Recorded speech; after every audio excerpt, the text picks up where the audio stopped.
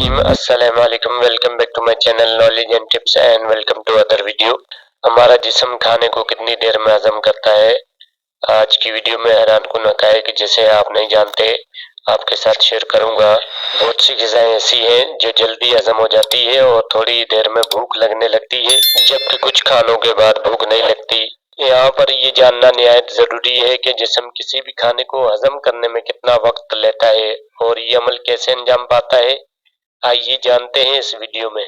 मुंह निज़ाम एक पेचीदा निज़ाम है और यहाँ तक पहुँचने से पहले भी ग़िज़ा कई मराहल से गुजरती है, ताकि जब ये हाज़मे के निज़ाम से गुजरे तो जिस्म इसके अज्जा को बेहतर अंदाज में जज़्ब कर सके।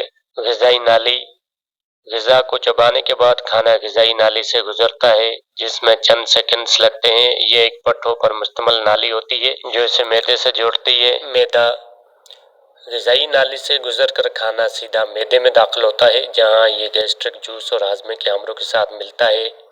ये उज़ू खुराक के ज़रात को जमा करने का एक अहम मकाम के तौर पर काम करता है।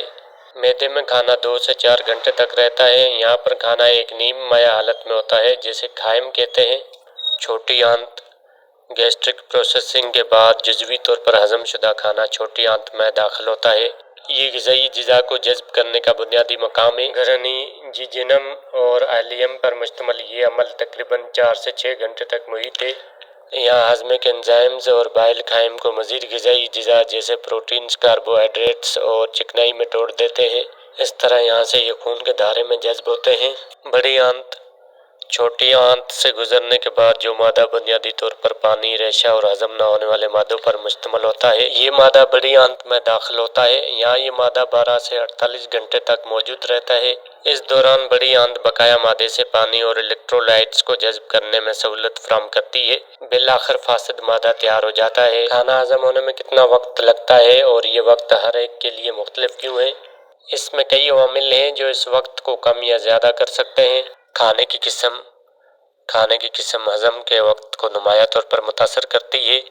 सादा कार्बोहाइड्रेट तेज़ी से हजम होते हैं, जबकि पेचीदा कार्बोहाइड्रेट्स, प्रोटीन और चिकनाई को हजम होने में वक्त लगता है।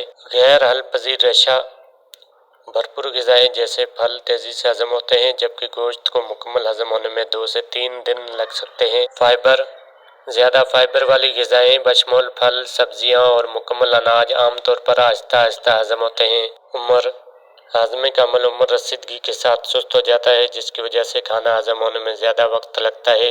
बच्चों और शीरख्वार बच्चों में हाज़मे का अमल बड़ों की निस्बत ज़्यादा तेज़ काम करता है।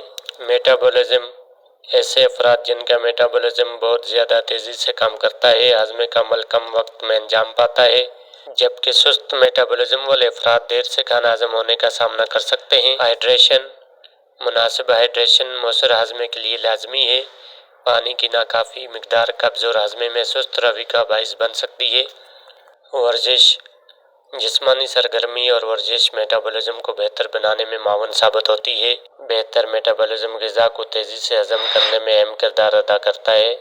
तिबी हालात, बाज़ अमराज जैसे आंतों का सिंड्रोम, थायराइड, ज़ियाबतीस या मैदे के मसाइल हाज़मे को नुमाया तौर पर मुतासर कर सकते हैं, जिसकी वजह से हाज़मे का अमल जल्द या ताख़ीर से हो सकता है।